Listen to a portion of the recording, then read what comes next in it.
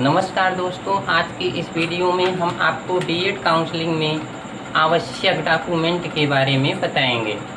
तो चलिए दोस्तों, हम देखते हैं कि कौन कौन से आवश्यक डॉक्यूमेंट बीएड की काउंसलिंग में लगते हैं। तो यहाँ पर देखिए दोस्तों, सबसे पहले एक नंबर पर है passport size 6 photo.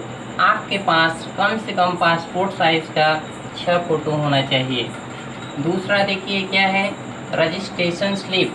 Registration slip मतलब जिस समय आपने बीएड एंट्रेंस एग्ज़ाम के लिए रजिस्ट्रेशन करवाया था, उस समय आपको जो रजिस्ट्रेशन स्लिप मिली थी उसको भी आपको लगाना है।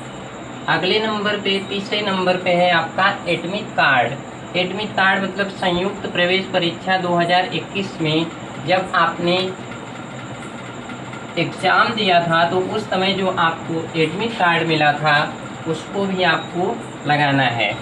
चौथे नंबर पे है स्कोर कार्ड। स्कोर कार्ड मतलब प्रवेश परीक्षा परिणाम जो अभी हाल में ही रिलीज हुआ है, उसकी भी एक कॉपी आपको रखनी है और उसमें लगानी है। अगले नंबर पे है काउंसलिंग लेटर। काउंसलिंग लेटर इसका मतलब ये है कि जब आपका रिजल्ट आने के बाद जब काउंसलिंग शुरू होगी तो उसमें जब आप भाग लेंगे तो आपको एक काउंसलिंग लेटर प्राप्त होगा, उसकी भी हार्ड कॉपी आपको लगानी होगी। अगले नंबर पे है सीट अलॉटमेंट। जब आप काउंसलिंग में भाग लेते हैं तो आपको किसी न किसी कॉलेज में सीट मिलता है और जो सीट मिलेगा आपको, वो आपको सीट अलॉटमेंट लेटर के द्वारा मालूम होगा। अगला 7वें नंबर पर जो है वो काउंसलिंग फ़ीस रसीद। काउंसलिंग फ़ीस रसीद, जब आप काउंसलिंग कराने जाएंगे तो उस समय जो काउंसलिंग फ़ीस लगेगी उसकी एक रसीद प्राप्त होगी आपको, उसको भी आपको इसमें लगाना है। अगले नंबर पे है कॉलेज अलॉटमेंट लेटर।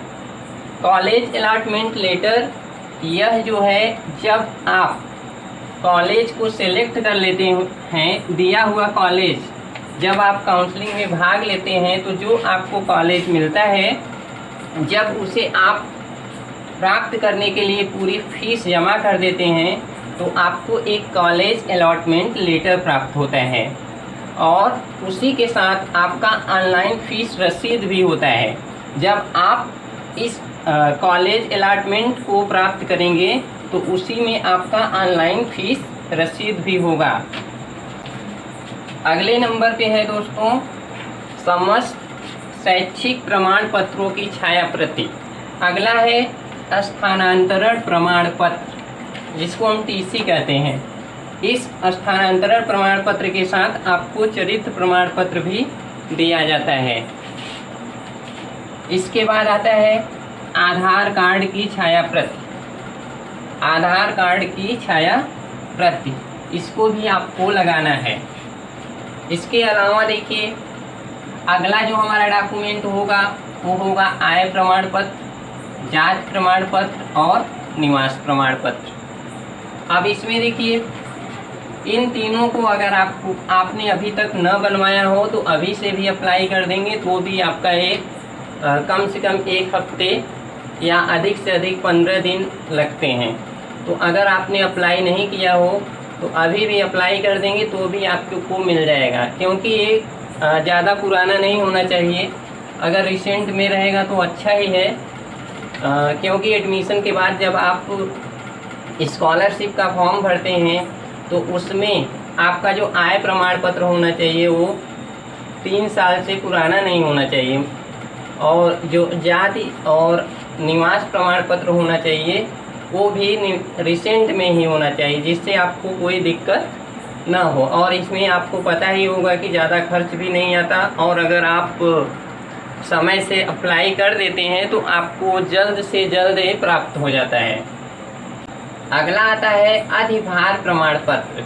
इसके बाद आता है स्वास्थ्य प्रमाण पत्र। स्वास्थ्य प्रमाण पत्र आपका जिला सरकारी अस्पताल से जिला चिकित्सा अधिकारी के द्वारा निर्गत किया जाता है। इसके बाद आता है आपका माइग्रेशन सर्टिफिकेट या प्रव्रजन प्रमाण पत्र। यह उन्हीं के लिए आवश्यक है जो स्टूडेंट अन्य विश्वविद्यालय या अन्य यूनिवर्सिटी से किसी दूसरी यूनिवर्सिटी में एडमिशन ले रहे हैं, अगर कोई स्टूडेंट उसी यूनिवर्सिटी में एडमिशन ले रहा है तो उसके लिए ये माइग्रेशन सर्टिफिकेट या प्रव्रजन प्रमाण पत्र की आवश्यकता नहीं होगी। आशा करते हैं दोस्तों कि आपको इस वीडियो में पूरी तरह से जानकारी प्राप्त हो गई होगी। अगर फिर भी आपको कोई कन्फ्यूजन हो या दुविधा हो तो आप हमारे इस चैनल पर कमेंट करके पूछ सकते हैं, आपके सवालों का उत्तर अवश्य दिया जाएगा।